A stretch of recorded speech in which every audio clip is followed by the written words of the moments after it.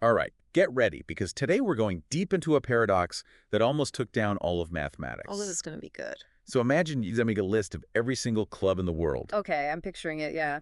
Lots of clubs. but there's a catch.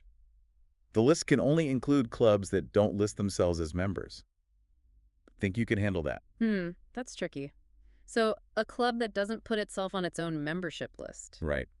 Sounds simple, but this seemingly easy task hides a paradox that shocked mathematicians over 100 years ago. It messed with logic and set theory, big time. And that's what we're diving into today. Fascinating. Exactly. Back then, set theory was this brand new thing. Mathematicians thought it could explain everything in math, like the ultimate key. Like a universal language for math. Yeah, exactly. A way to organize any collection of things using clear rules. Think of it like the perfect filing system for every mathematical concept. Clean, organized, flawless. Makes sense. So where did everything go wrong? Well, let's rewind to the late 1800s. Mathematicians like George Cantor and Gottlob Frege were busy developing this powerful system. I've heard those names. They're like the rock stars of set theory, right? Exactly.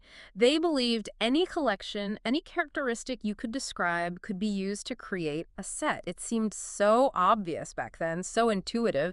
They even called it naive set theory. Naive is right. Little did they know that hidden beneath this seemingly perfect system was a ticking time bomb. A time bomb. Okay. Now you've got my attention. What kind of time bomb are we talking about? A paradox so powerful it threatened to unravel everything they thought they knew about math. And that brings us to Bertrand Russell, a brilliant but maybe a little mischievous mathematician. I think I see where this is going. Bertrand Russell and his infamous paradox. Got it. So break it down for me. What's the deal with Russell's paradox? Well, picture this. Russell asks, what about a set of all sets that don't contain themselves? Okay, let's call this set R, just to make it easier. So R is like this exclusive club, right? Only for sets that are too cool to be members of themselves. Precisely. But I'm still not seeing the paradox. Where's the problem? Well, think about it. If R does contain itself, then it's breaking its own rules. Remember, it's supposed to only include sets that don't contain themselves. I see. That's a contradiction. You can't be in the not a member of yourself club if you're a member of yourself. Exactly. But here's the other side of the coin. If R doesn't contain itself, well, then it perfectly fits the description of sets that should be in R. Because it's a set that doesn't include itself. So it should be in R. But then we're back to the first problem, the contradiction. You got it. It's a logical trap no matter which way you look at it. So this seemingly simple question about sets broke math. Pretty much. It was a genuine crisis. Think of it like this. Mathematicians built this intricate, grand cathedral of knowledge with set theory as the foundation.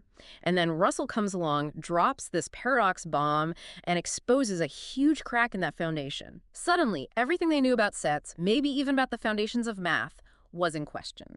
That's insane. So what did mathematicians do? Did they just give up on set theory? Not quite.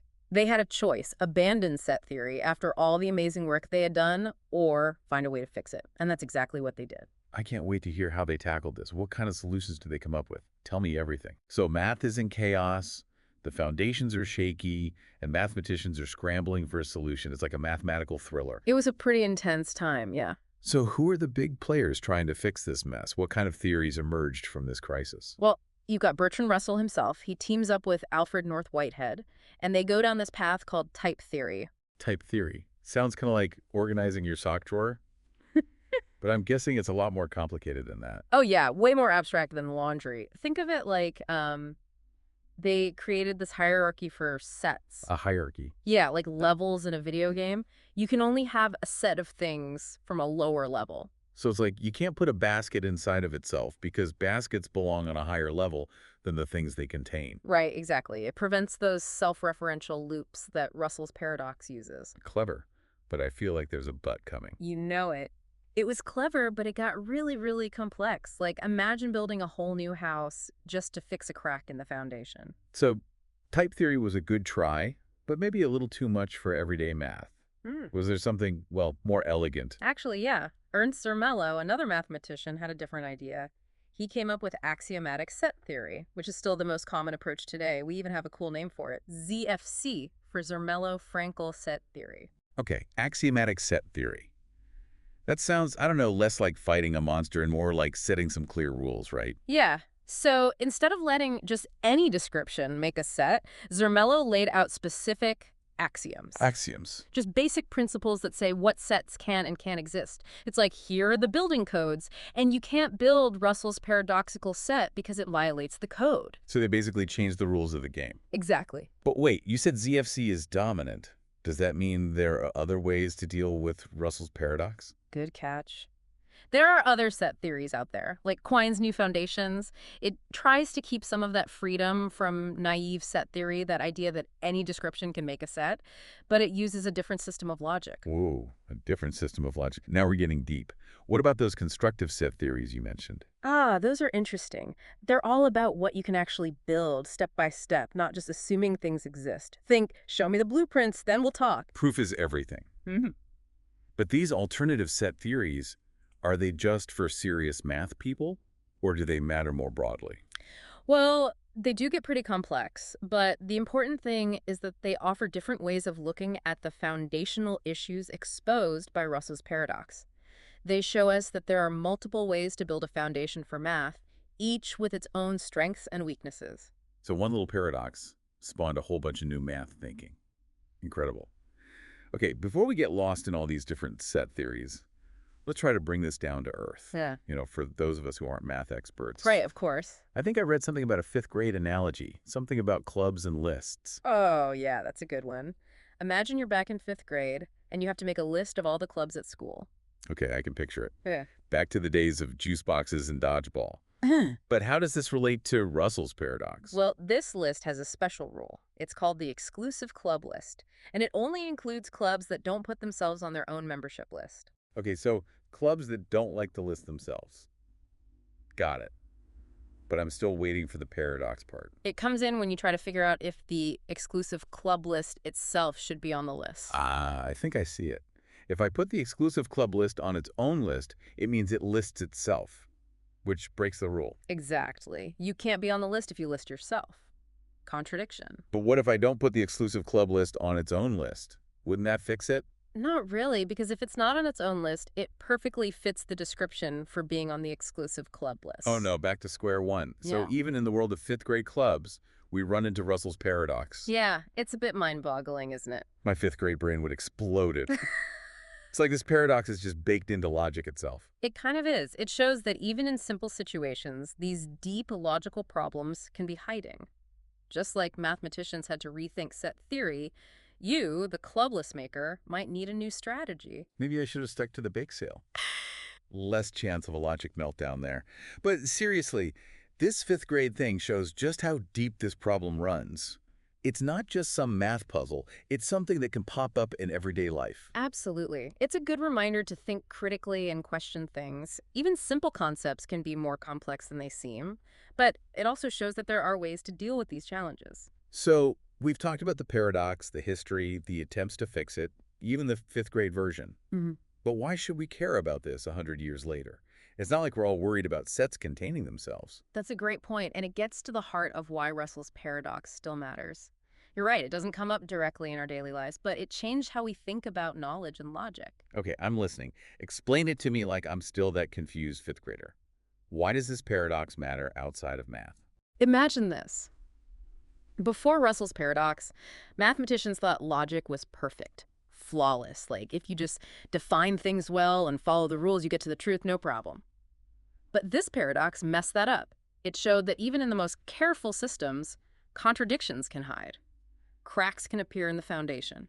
So it's like, be humble, right? Don't assume you know everything, because even the smartest systems can have blind spots. You got it. It forces us to admit that even our best systems of knowledge have limits. There might be some mysteries we just can't solve. I guess that's true everywhere, not just in math. Whether it's science or philosophy or even what we believe personally, we got to be open to being wrong. For sure.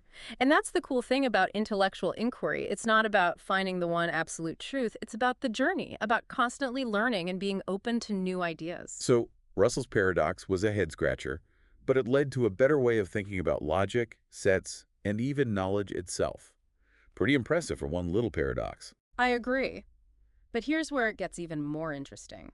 We talked about how mathematicians tried to fix set theory with all those different approaches, but did any of them get rid of paradoxes completely? Or are we always going to be playing whack-a-mole with these things? That's a good question. Can we ever really make our intellectual house completely paradox-proof? Well, to answer that, we got to talk about another brilliant mind, Kurt Gödel and his incompleteness theorems. Oh yeah, Gödel. Didn't he prove that there are some things we can never know for sure, even in math? That's him. And this is where it gets meta. Gödel showed that even in the best logical systems, the ones built to avoid paradoxes like Russell's, there will always be some true statements that you just can't prove within that system. Hold on, so even with all the fixes, all the work to create a paradox-free world, there's still stuff we can't know for sure. That's kind of freaky, but also cool. It is. Like, there are parts of the universe we can't see, even with the best telescopes. Gödel's theorems were a big deal for math. They showed that even our most rigorous systems have limits. So even in math, which seems so precise, there's still room for mystery. Exactly. And that's part of why learning is so awesome. It's not about reaching a final answer. It's about the journey, the exploration, knowing that there's always something new to discover. It really makes you wonder what other simple ideas might be hiding these crazy paradoxes. Like, what other assumptions do we make every day that could be totally flipped around with some logic? It's a really interesting thought, isn't it? Makes you realize we should always be questioning things, even the stuff that seems super obvious. If set theory, something so basic, can have these mind-bending paradoxes, who knows what else is out there? Exactly. So we've covered a lot today. The history of set theory, Russell's paradox and how it messed with math, all the different ways people tried to fix it, and even Gödel's crazy incompleteness theorems. And we saw how even in math, which can seem so abstract, there are ideas that connect to how we understand the world. Russell's paradox, it's not just some math problem. It shows us how much we don't know and how important it is to keep asking questions. Yeah, it's like a cosmic mystery Yeah. with clues hidden in logic itself. The answers might always be just out of reach. But that's what makes this whole thing so exciting, right? Absolutely. It shows how curious we are as humans, how much we want to understand the universe and where we fit in. Even with paradoxes and things we don't know, we keep searching, keep asking questions, keep pushing the limits. So as we wrap up this deep dive, keep that curiosity alive, everyone. Mhm. Don't be afraid to challenge what you think you know, to explore the unknown, because the most exciting discoveries often happen in those uncharted areas where we don't have all the answers. Thanks for joining us. It's been a pleasure.